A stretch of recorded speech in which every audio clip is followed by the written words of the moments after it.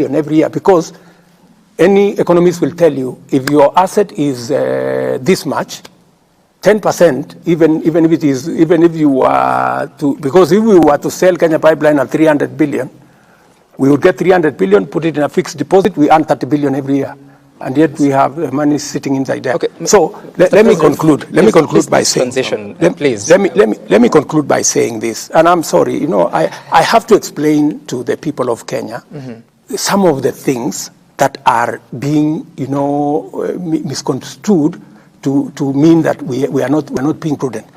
I brought policy and I said, we are going to make sure that every government asset gives money to the shareholder, the government of Kenya, so that we look for additional revenue, because we cannot borrow. We have pushed Kenya enough on taxes. The only other way to raise money is to sweat our assets.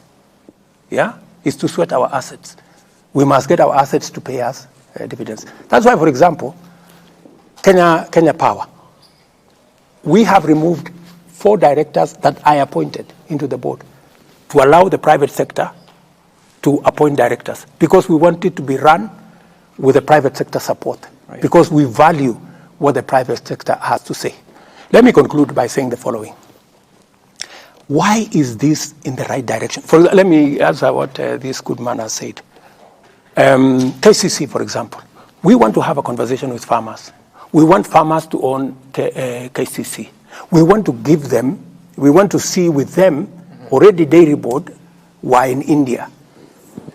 The Indian equivalent of KCC is paying farmers higher than our KCC for the same product, and is charging the consumer lower than we are charging, because they have built in much more professionalism, much more. So we want to do that. And for Mwea, there is a problem, Mwea rice mill.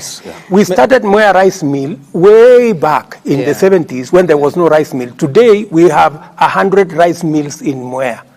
Mr. President, we don't have to own it. We want to give it. Yes. In fact, the reason why we are discussing Mwea rice mill is because we want to give it to farmers. Okay. And there is no other way of giving it unless you take it through a process. Mr. President, we cannot exhaust the list of 11 farms that are to be privatized.